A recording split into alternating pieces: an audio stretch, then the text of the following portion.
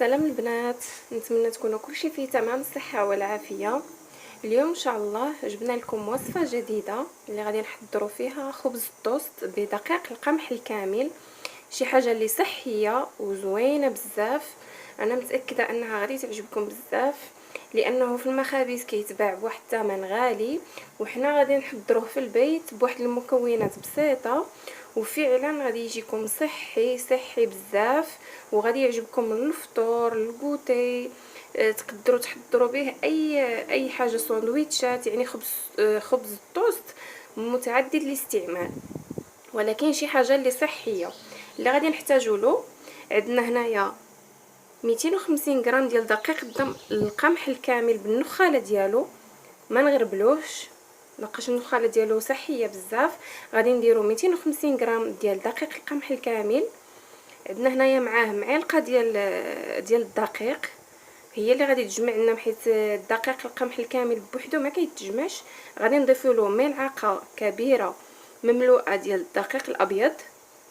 عندنا هنايا 50 غرام ديال الشوفان، 50 غرام ديال الشوفان اللي انا رطبته في الماء واحد الربع ساعه حتى كيشرب داك الماء، لقاش الا درناه هكا كيجينا قاصح في العجينه، وغادي يجيو دوك الحبيبات نحسو بهم في العجينه ما غاديش يعجبونا. كما هكا غادي نستافدوا من المنافع ديالو، وغادي يرطب لنا ويدخل بكل سهوله في العجينه. قلنا 50 غرام ديال الشوفان اللي مرطباته في الماء. عندي هنايا 40 غرام ديال الزبده لينه بدرجه حراره الغرفه.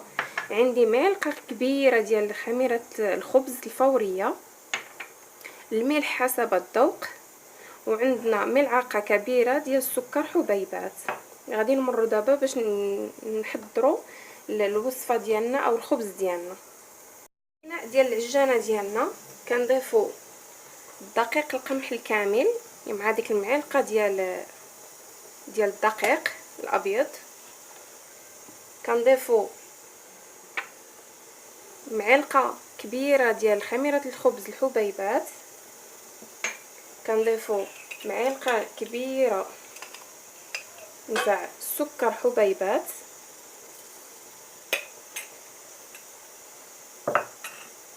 كنضيفوا داك الشوفان ديالنا اللي رطبناه في الماء به بالماء ديالو، ما نرميوش داك الماء.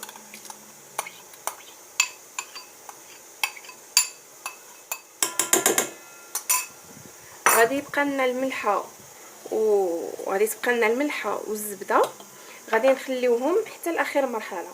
غادي نديروا دابا هاد المكونات اللي عندنا هنايا كاملين يتخلطوا في العجان. غادي نضيف لهم الماء بشويه حتى يتجمع عندي الخليط، ونولي معاكم باش نوريكم القوام ديال الخليط قبل ما نضيفوا له الزبده والملحه. كيف ما كتشوفوا القوام ديال العجينه ديالنا، نتمنى يكون واضح. هذا هو شويه مجموع، يعني ما كنديروش مرخوف بزاف. دابا غادي نخليوها تعجن واحد قياس ديال واحد 5 ديال الدقائق، ومن بعد غادي نضيف لها الملحه ونضيف لها الزبده اللي قلنا 40 غرام ديال الزبده، ونخليوها تندلك مزيان.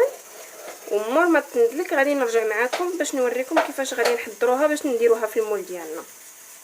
انا كيف ما كتشوفوا العجينه ديالي ندلكات، كيف ما كتشوفوا القوام ديالها. انا غادي نديرها هنايا في هذا الاناء هذا، دهنته قبل من الزيت باش ما تلصقليش العجينه. غادي نحاول نحيدها من هذا العجان كيف ما هكا.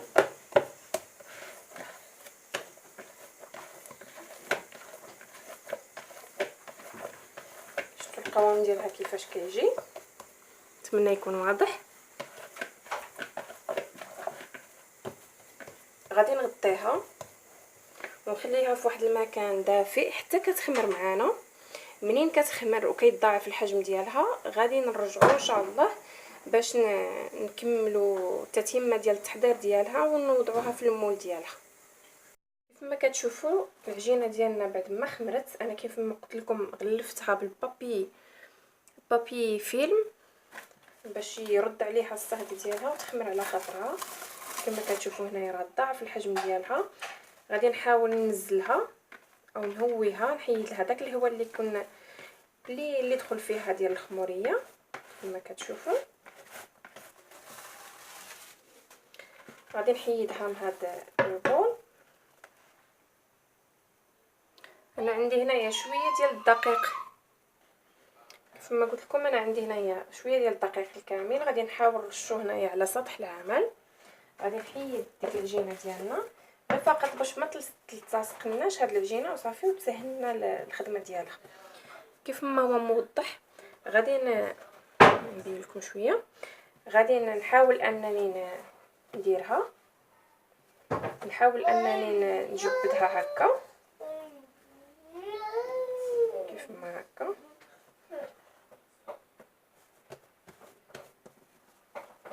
راه في الساعه كتجبد معنا، لقاش العجينه عندنا شويه مرخيه.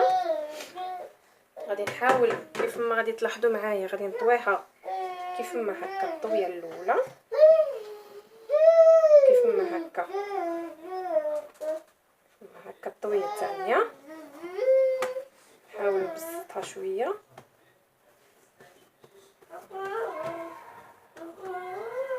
وغادي نبدي نجيبها من احسن. غادي نبدي نلويها كيف ما هكا ونضغط. ضروري نديروا هاد العمليه باش غادي ينجح معانا كيف ما هكا كيف ما هكا حتى نتحصلوا على هاد البودان هذا. انا عندي هاد المول هذا اللي زجاجي دهنته بالزبده. نتوما تقدروا ديروا اي مول عندكم طويل، المهم انه يكون طويل باش يجينا القالب او يجينا الخبز ديالنا مزيان.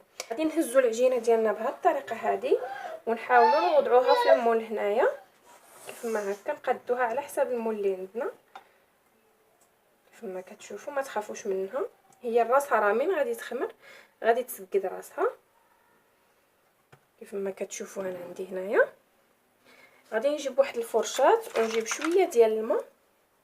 غادي نحاول ندهنها من الفوق، غادي نحاول ندهنها بالفوق بالماء كيف ما هكا.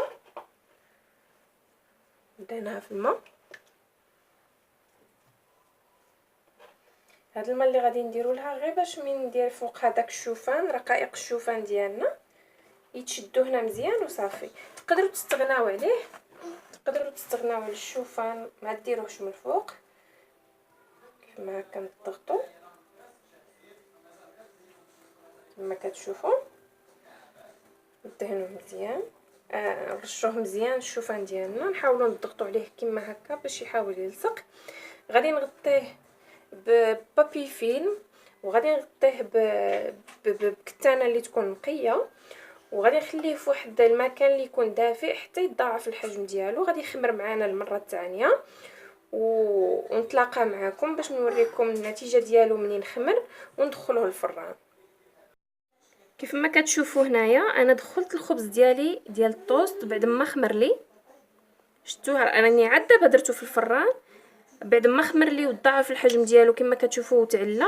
انا درتو في الفران، الفرن ساخن على 250 درجه كما هكا. كنخليوه حتى كيطيب وكيحمر لنا، وغادي نقدموه لكم في طبق النهائي ديالو، الشكل النهائي ديالو. كيف ما كتشوفوا معايا النتيجه النهائيه ديال خبز الطوست اللي حضرناه جميع اليوم، فهي كتجي زوينه بزاف في المنظر كما كتشوفوا، والخبز كيجي هشيش بزاف.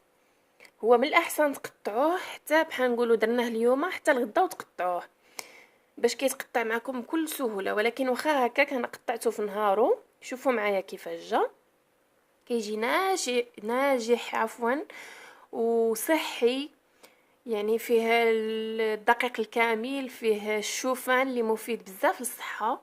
كنتمنى الخبز ديال اليوم يعجبكم وتطبقوا الوصفه ديالنا. وإلا عجبكم الفيديو ما تبخلوش علينا وتضغطوا على زر الاعجاب والاشتراك وبارطاجيوه مع الاصدقاء والعائله باش تعم الفائده. تابوناو في لاشين مع الضغط على الجرس باش توصلوا دائما بالجديد. والسلام عليكم ورحمه الله تعالى وبركاته.